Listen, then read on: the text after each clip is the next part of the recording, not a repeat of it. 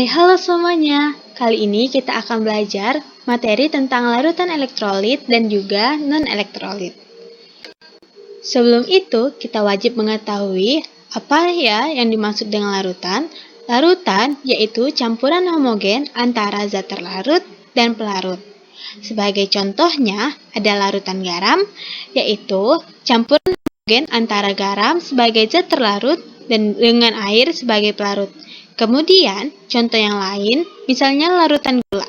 Berarti, campuran antara gula sebagai zat terlarut dengan air sebagai pelarut.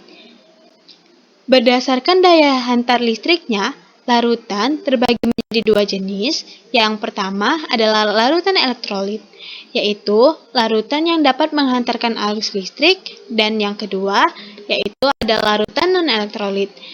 Larutan non-elektrolit atau larutan yang tidak dapat menghantarkan listrik.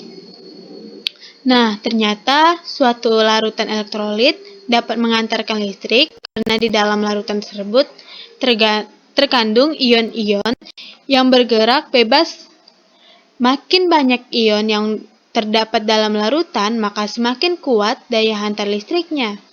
Jadi, larutan elektrolit ini terbagi lagi menjadi dua, yaitu yang pertama adalah larutan kuat, elektrolit kuat, yang berarti daya hantar listriknya kuat, karena mengandung banyak ion. Dan larutan elektrolit lemah, yang berarti daya hantar listriknya lemah karena ionnya sedikit. Nah, untuk non-elektrolit, karena tidak dapat menghantarkan listrik, berarti tidak mengandung ion ya.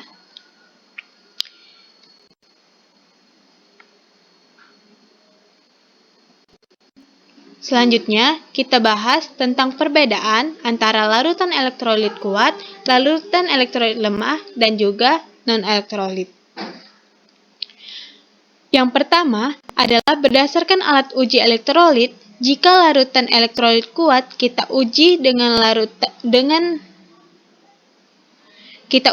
pada alat uji elektrolit, maka akan menyebabkan lampu menyala dan ada gelembung gas yang banyak.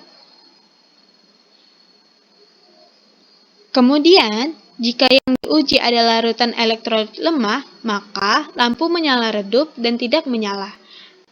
Gelembung gas ada, tapi hanya sedikit. Selanjutnya, jika non-elektrolit, lampu tidak menyala dan tidak ada gelembung sama sekali. Untuk perbedaan kedua, yaitu larutan elektrolit kuat, dia terionisasi sempurna, sedangkan larutan elektrolit lemah terionisasi sebagian, dan juga non-elektrolit tidak terionisasi. Lanjut, kita bahas contoh soal.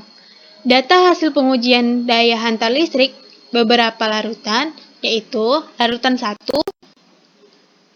nyala lampu terang, gelembung gas ada. Kedua, larutan nyala lampu tidak menyala, gelembung gas tidak ada. Nah, ini termasuk larutan non-elektrolit. Yang ketiga, larutan yang ketiga, nyala lampu tidak menyala, gelembung gas ada.